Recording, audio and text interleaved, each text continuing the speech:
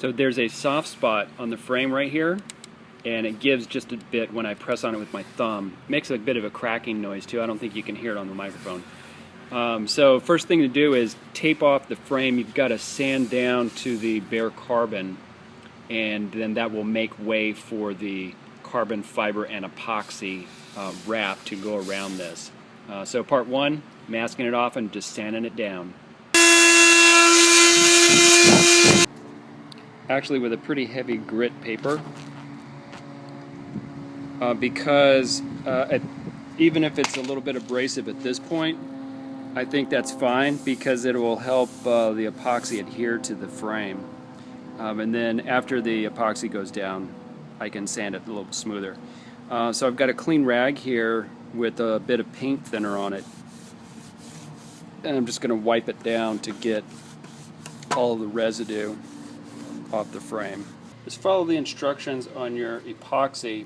The epoxy I've got is 2 parts resin, 1 part hardener. And I'm actually going to weigh it using a digital scale. So I've got a little jar here that's all clean, and I'll tear the jar. It's already torn, and then just put in the right amount. Mix it up. It's got to mix for about 2 minutes, and then there's 25 minutes working time before the stuff hardens up. Here we go. So I have put a couple of layers of carbon on there.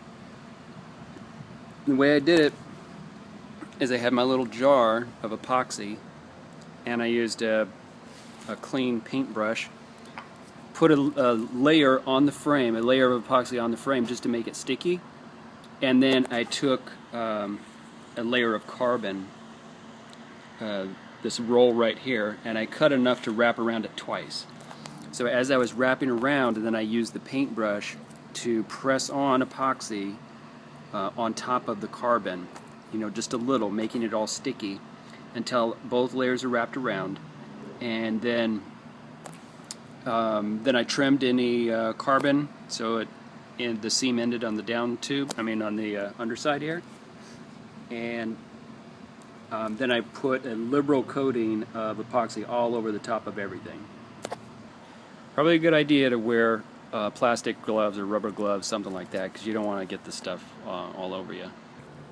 Alright, so this frame has now dried for about 3 days, and I don't know if you can see it all that well. There's even some little some of the ends of the fiber are still sticking out and real kind of sharp, so there's a bit of texture on it.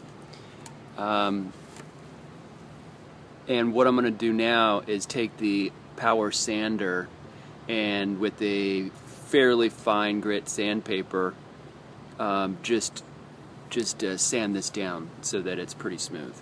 Taking my time slowly, and it'll just be removing some of the epoxy and trying to just get a smooth finish. After about an hour of sanding, it's fairly smooth. Alright, here's the completed frame.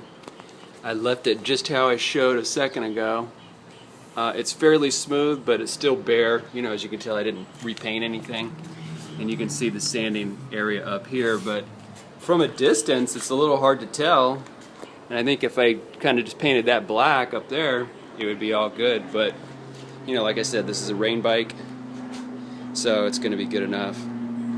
When I put a bike back together, I leave the bar tape off for a while, for a couple of days, where I can go on a few different rides to make sure I've got all the levers and everything adjusted properly, and do all the cables and make sure everything's perfect, and then I put the bar tape on.